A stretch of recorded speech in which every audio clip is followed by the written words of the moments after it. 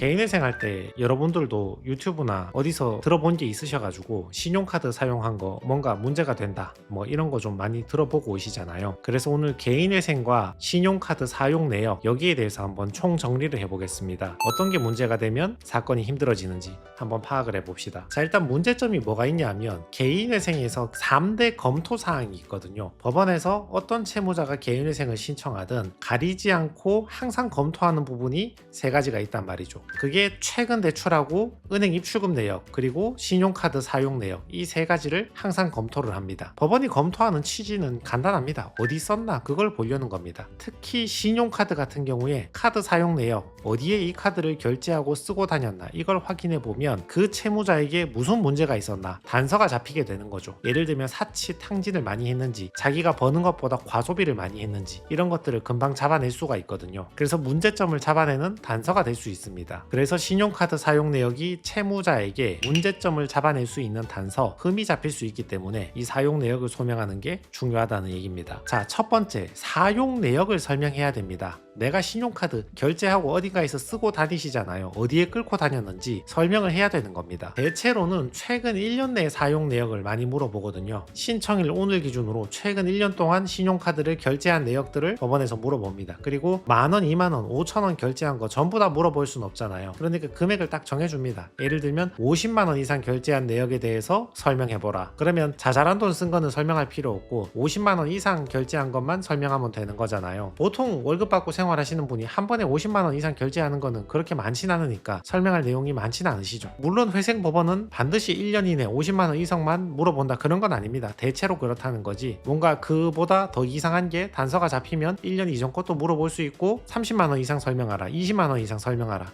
이렇게 범위를 바꿀 수도 있습니다. 법원에서는 신용카드 사용 내역 즉 사용처를 설명하라고 보정 권고를 내리는데 설명하다 보면 예를 들어 기존 채무를 상환했다거나 생활비에 썼다거나 병원비에 썼다거나 딱 깔끔하게 설명이 맞아떨어지는 부분도 있지만 한편으로는 설명하기 굉장히 난처한 부분들, 소명 못하는 부분, 뭔가 편파 변제가 된 부분, 사치 탕진이 된 부분 이런 것들이 나오기 시작하거든요. 이런 것들을 법원에서 잡아내는 겁니다. 사용처를 소명한다는 건 단순화하면 이렇게 됩니다. 뭐 표가 이거보다 조금 더 복잡하긴 한데 결국은 이 양식에서 벗어나지 않습니다. 이 네 가지 사항만 아시면 됩니다. 첫 번째는 일시를 물어보는 거죠. 언제 썼나? 25년 6월 1일에 썼다. 그때 결제할 때 한 번에 얼마 결제했냐? 100만원 결제했다. 어디에 썼나? 병원비 썼다. 소명 자료. 신용카드 결제 내역 보면 어디 병원에서 결제했다고 자료가 있잖아요. 아니면 병원비 같은 거 사용했던 거 증빙 자료도 있을 거고 이런 것들 증빙해서 보여주면 아 그냥 아파서 100만원 병원비 썼구나. 큰 문제가 없구나. 이러고 넘어가는 거죠. 은행 입출금 내역이든 최근 채무든 신용카드 사용 내역이든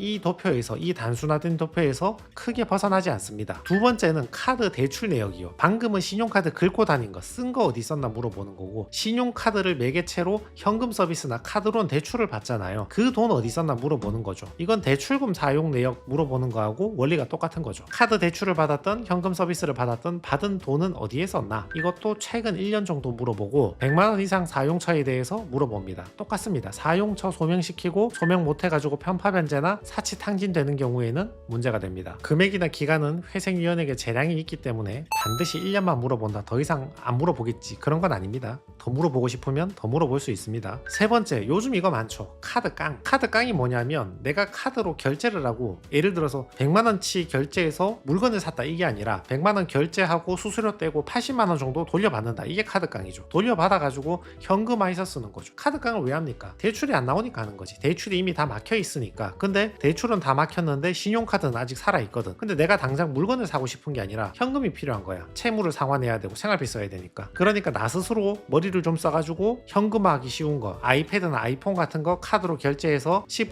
20% 깎아서 중고로 팔아서 돈 받아 쓸 수도 있는 거고 대부업체에 대출 알아보려고 문의했는데 이런 방식으로 하면 대출 받을 수 있다 살살살 안내하길래 그 사람 따라서 시키는 대로 카드 번호 알려주고 했더니만 사실은 카드 깡으로 뭔가 구매를 한 식으로 해서 수수료 떼고 돌려주는 방법으로 이유로 내가 돈을 돌려받게 되었다. 뭐 이런 방식이 있죠. 내가 직접 알고 카드깡 하는 거랑 대출 받으려고 했는데 알고 보니 카드깡이 돼버렸다. 뭐 이런 두 가지 경우가 있는데, 카드깡 같은 경우는 카드 사용 내역을 보면 티가 납니다. 일정한 상대방을 향해서 일정한 금액이 계속 결제되거든요. 그냥 일상적인 카드 내역 같으면 여러분 뭐 밥 먹고 10,000원 결제하고 커피 먹고 3,000원 결제하고 뭐 물건 사고 마트에서 장 보고 50,000원 결제하고 뭐 이런 식이란 말이죠. 내가 사용한 곳도 여러 곳이고 사용할 때마다 금액도 굉장히 다양하죠. 소액 결제가 많고. 근데 카드깡 같은 경우는 아무 회사나 카드깡을 해주는 게 아니기 때문에 탈법적으로 카드깡을 하려고 만든 회사가 있기 때문에 사용 내역을 보면 일정한 회사를 상대로 계속 결제를 합니다. 그리고 금액도 똑 떨어집니다. 100만원 100만원, 150만원 150만원, 300만원 300만원 이런 식으로 금액이 크고 일정한 금액을 반복적으로 하게 되죠. 카드깡 자체가 탈법 행위잖아요. 카드 결제한 것을 가장해서 돈 돌려받으라고 만든 게 신용카드가 아니잖아요. 그 자체가 탈법 행위이고 불법 행위이긴 한데, 근데 이제 회생법원이 안 그래도 먹고 살기 힘든 채무자한테 그거 탈법했니 불법했니 그거 따지려는 게 아니라 회생법원은 그래서 돌려받아 가지고 그 돈 어디에 썼나 그걸 물어보고 싶은 겁니다. 카드 결제에서 깡해서 돌려받은 돈으로 기존 채무 상환했다, 요게 소명이 되면 큰 문제 없이 넘어가는 거고, 사치나 탕진했다거나 은닉했다거나 가족한테 편파 변제했다거나 이런 것들을 잡아내 가지고 청산가치에 반영하는 거죠. 그러면 신용카드 사용 내역이든 현금 서비스든 대출이든 카드깡이든 아무튼 사용했는데 부적절한 게 발견됐다, 사치 탕진이나 과소비나 편파 변제나 이런 것들이 발견이 됐다, 그러면 어떻게 되는가? 청산가치에 반영이 됩니다. 우리 채무자는 개인회생 진행 기간 동안 나의 청산가치 이상을 변제를 해야 되거든요. 예를 한번 들어보면 내 월급이 200만원인 경우에 대략 1인 생계비 145만원을 제외하고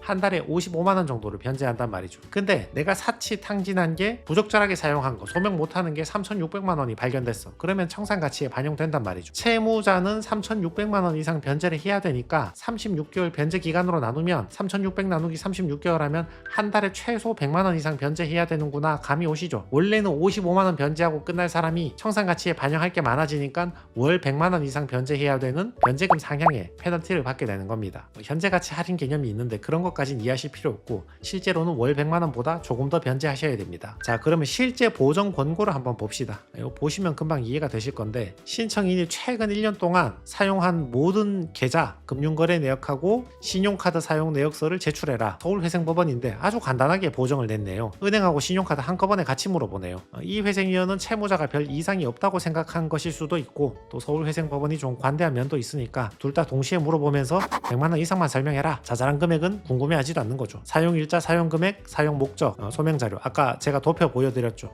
여기에 따라서 설명해봐라. 그리고 부적절한 것은 청산가치에 반영하라. 이렇게 보정 권고를 내려주고 있습니다. 요거는 서울회생법원이었습니다. 채무자는 자기 카드 사용 내역을 출력해서 제출해야 되거든요. 이거 제출하는 거는 문제가 없죠. 카드사에서 이거 내역만 받아서 그대로 제출하는 거니까 이거는 힘든 게 아니고, 다만 한 번에 100만원 이상 사용한 것을 형광펜으로 그어서 제출한 건데, 보시면 100만원, 150만원, 100만원, 150만원 금액이 딱 떨어지죠. 그리고 상대방이 주식회사 땡땡땡땡 똑같은 회사로 계속 결제하고 있습니다. 딱 보는 순간 카드깡의 느낌이 딱 오는 거죠. 일반적인 결제라면 이런 식으로 하진 않겠죠. 그리고 참고로 그 밑에 100만원 안 돼서 형광펜은 칠하지 않았지만 70만원, 90만원, 10만원, 80만원도 똑같은 회사를 상대로 계속 결제를 하고 있는 거죠. 정상적으로 물건을 산 게 아니라 결제하고 돈을 돌려받았을 가능성이 높겠구나. 현대카드도 마찬가지입니다. 똑같은 회사를 상대로 150만원, 150만원 계속 이렇게 결제하는 거죠. 원래 정상적인 결제라면 이렇죠. 삼겹살집 36,000원, 베스킨라빈스 18,000원, 아파트 관리비 20만원. 정상적인 결제라면 이렇게 되겠죠. 요거는 돌려받아가지고 그 돈을 어디인가에 썼겠구나 느낄 수가 있습니다. 그래서 100만원 이상 사용처를 이렇게 소명하는 겁니다. 젊으신 분들은 요걸 컴퓨터로 타이핑 치면 되는데, 연배 많으신 분들은 컴퓨터 치기 귀찮으시면 손으로 적으셔도 됩니다. 왜냐하면 100만원 이상 이래버리면 몇 건 안 되거든요. 카드깡을 뭐 무한정 할 수 있는 것도 아니고, 그리고 한 번에 결제할 때 100만원 이상 쓴다 이런 일은 드문 일이니까 다 모아봐야 얼마 안 되니까 손으로 대충 적어내셔도 됩니다. 우리 카드 방금 카드깡 많이 했잖아요. 그냥 한마디로 기존의 카드 대금 갚았다 그 말입니다. 현대카드 마찬가지요. 100만원 이상 결제한 거는 돌려받아가지고 기존의 카드 대금 갚았다 이런 식으로 간단하게 설명을 하고 있는 겁니다. 요거는 카드론 물어보는 겁니다. 카드를 매개체로 대출받은 거, 카드론 현금 서비스. 그렇게 받은 돈을 어디에 사용했는지 소명해 보시오. 표가 조금 더 복잡한 것 같은데 아까 제가 보여드린 표 있죠. 이거하고 별 차이가 없습니다. 여기서 한두 가지 사항만 더 적어주는 것이고, 항상 소명할 때는 이 표를 기초로 합니다. 일자, 언제 1,000만원 대출 받았다. 근데 요거를 하루에 다 쓰진 않았을 거니까 언제 300만원 쓰고 그 다음 주에 200만원 쓰고 그 다음 주에 500만원 썼다. 이렇게 일자하고 사용금액 설명해 주는 겁니다. 사용처는 기존에 카드 납부했다. 요거는 설명을 못 하겠다. 500만원은 내 계좌로 이체했다. 내 계좌로 이체해서 어디 생활비로 썼다 그 말이겠죠. 그러니까 설명 못하는 소명 불가 200만원 요거는 청산가치에 반영하겠다. 나머지는 은행 계좌 내역 보면 어디에 썼는지 다 드러나 있다. 뭐 이런 식으로 소명하는 겁니다. 신용카드 사용 대금 채권 관련하여 1년 이내에 신용카드 사용 내역에 대해서 제출하고 한 번에 50만 원 이상 결제한 거에 대해서 그게 신용카드 사용한 내역이든 할부나 현금 서비스를 받은 것이든 간에 아무튼 50만 원 이상은 도표로 정리해서 제출하라. 이 회생위원님은 50만 원을 지정해 주었네요. 그래서 현대카드 내역 이거 그냥 다운받아서 제출하시면 됩니다. 삼성카드 내역도 다운받아서 제출하시면 되고 50만 원 이상 사용 내역서 50만 원 이상 결제한 게 별로 없거든요. 보통 사람들은 한 번에 거액으로 결제한 일이 많이 없으니까 그거 타이핑 쳐서 대충 제출하시면 됩니다. 80만 원 쓴 건 보험료 냈다. 90만 원 쓴 건 마트에서 결제했다. 130만 원은 월세다. 카드로 직접 결제한 내역이든 카드를 매개체로 돈을 빌려서 사용했던 아무튼 사용처를 이렇게 설명해 주면 됩니다. 자, 지방법원은 어떤가? 방금 봤던 건 서울법원이고